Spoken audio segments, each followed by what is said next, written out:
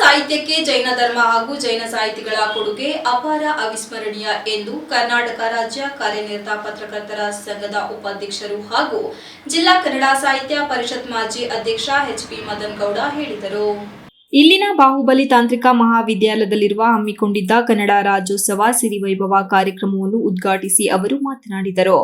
ಜೈನ ಸಾಹಿತ್ಯ ಕನ್ನಡ ಸಾಹಿತ್ಯದ ಮೇಲೆ ಅಗಾಧ ಪ್ರಭಾವ ಬೀರಿದೆ, ಪ್ರೇರಣೆ ಆಗಿದೆ. ಇದರಿಂದ ಕನ್ನಡ ಸಾಹಿತ್ಯ ಹೀಗಿದೆ, ಹಿರಿಮೆ ಪಡೆಯಲು ಸಾಧ್ಯವಾಗಿದೆ ಎಂದು ಬಣ್ಣಿಸಿದರು.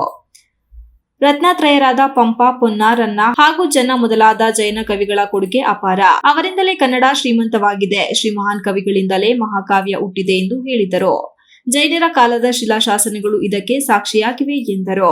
ಹಲ್ಮಿಡಿ ಶಾಸನ ಸಿಗದೇ ಇದ್ದಿದ್ದರೆ ಕನ್ನಡಕ್ಕೆ ಶಾಸ್ತ್ರೀಯ ಸ್ಥಾನಮಾನ ದೊರಕಲು ಕಷ್ಟವಾಗುತ್ತಿತ್ತು ಎಂದರು. ನನ್ನ ಸೌಭಾಗ್ಯ ಎಂದರೆ ಹಾಸನ ಜಿಲ್ಲಾ ಕನ್ನಡ ಸಾಹಿತ್ಯ ಪರಿಷತ್ತು ಅಧ್ಯಕ್ಷನಾಗಿದ್ದ ಅವಧಿಯಲ್ಲಿ ಹಲ್ಮಿಡಿ ಶಿಲಾಶಾಸನದ ಪ್ರತಿಕೃತಿಯನ್ನು ಅಭಿವೃದ್ಧಿಪಡಿಸಲು ಹಾಗೂ ಹಲ್ಮಿಡಿ ಗ್ರಾಮ ಮೂಲ ಸೌಕರ್ಯ ಅಭಿವೃದ್ಧಿಗೆ ಶ್ರಮಿಸಿದ ಸಮಾಧಾನ ನನ್ನದು ಎಂದರು.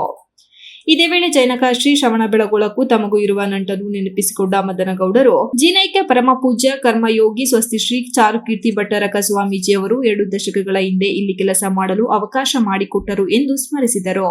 ಜನಪದ ಗಾಯಕ ಸ್ವಾಮಿ ಮಾತನಾಡಿ ಗಡಿ ಸಮಸ್ಯೆ ಬಗ್ಗೆ ಕಳವಳ ವ್ಯಕ್ತಪಡಿಸಿದರು. ಈಗಲಾದರೂ ನಾವೆಲ್ಲರೂ ಎಚ್ಚೆತ್ತುಕೊಳ್ಳದೇ ಇದ್ದರೆ ಸಂಕಷ್ಟ ಎದುರಿಸಬೇಕಾಗುತ್ತದೆ. ಕೇಂದ್ರ ಸರ್ಕಾರ ನಡೆಸುವ ಎಲ್ಲಾ ಪರೀಕ್ಷೆ ಕನ್ನಡದಲ್ಲಿ ನಡೆಯಬೇಕು. ಕೇಂದ್ರದ ಸ್ಥಾನಗಳಲ್ಲಿ ಕನ್ನಡಿಗರಿಗೆ ಅವಕಾಶ ಕೊಡಬೇಕು. ಎಲ್ಲದಕ್ಕಿಂತ ಮುಖ್ಯವಾಗಿ ಮಾತೃಭಾಷೆಯಲ್ಲಿ ಶಿಕ್ಷಣ ಸಿಗುವಂತಾಗಬೇಕು ಎಂದರು. ಸದಾಕಾಲ ಸ್ಮರಿಸುವಂತದ್ದು, ಕನ್ನಡ ನಾಡಿಗೆ ಮೊದಲ ಅಕ್ಷರವನ್ನು ಕೊಟ್ಟಿದ್ದು ನಮ್ಮ ಜಿಲ್ಲೆ, ಹಾಸನ ಜಿಲ್ಲೆಯ ಬೆಂಗಳೂರು ತಾಲೂಕಿನ ಹಲ್ಮಿಡಿ ಗ್ರಾಮ. ಇವತ್ತೇನಾದರೂ ಕನ್ನಡಕ್ಕೆ ಶಾಸ್ತ್ರೀಯ ಭಾಷೆಯ ಸ್ಥಾನಮಾನ ದೊರೆತಿದ್ರೆ ಅದಕ್ಕೆ ಪುರಾವೆಯನ್ನು ಕೊಟ್ಟದ್ದು, ಅದಕ್ಕೆ ದಾಖಲೆಯನ್ನು ಕೊಟ್ಟದ್ದು ನಮ್ಮ ಜಿಲ್ಲೆ ಅನ್ನುವಂಥ ಹೆಮ್ಮೆಯಿಂದ ನಾವು ಹೇಳ್ಕೊಳ್ಬೋದು. ಅದು ಹಲ್ಮಿಡಿ ಶಾಸನ. ಕನ್ನಡ ಸಾಹಿತ್ಯ ಪರಿಷತ್ತಿನ ಅಧ್ಯಕ್ಷನಾಗಿದ್ದ ಸಂದರ್ಭದಲ್ಲಿ ಹಲ್ಮಿಡಿ ಗ್ರಾಮದಲ್ಲಿ 1935ರಲ್ಲಿ ಪ್ರೊಫೆಸರ್ ಎಂ.ಎಸ್. ಕೃಷ್ಣಯ್ಯ ಅವರು ಅದನ್ನು ಸಂಶೋಧನೆ ಮಾಡಿದಂತಹ ಒಂದು ಶಾಸನದ ಕಲ್ಲು. ಹಲ್ಮಿಡಿ ಅನ್ನೋದು ಒಂದು ಪುಟ್ಟ ಗ್ರಾಮ.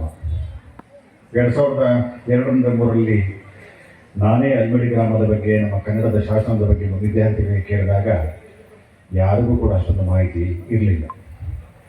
ಕನ್ನಡದ ಮೊದಲ ಶಾಸನ ದೊರೆತಂತಹ ಗ್ರಾಮ ನಮ್ಮ ಜಿಲ್ಲೆಯಲ್ಲಿ. ಈ ವೇಳೆ ಪ್ರಾಂಶುಪಾಲರಾದ ಡಾಕ್ಟರ್ ಡಿ. ಸುನಿಲ್ ಕುಮಾರ್, ಚನ್ನರಾಯಪಟ್ಟಣ ಸ್ವಯಂ ಪ್ರೇರಿತ ರಕ್ತದಾನ ಕೇಂದ್ರದ ಮುಖ್ಯಸ್ಥ ಭರತ್, ಕಾಲೇಜಿನ ಉಪನ್ಯಾಸಕರು ಹಾಗೂ ಸಿಬ್ಬಂದಿ ಹಾಜರಿದ್ದರು. Manjunath, I K TV 46 news Kannada, Channarayapatna.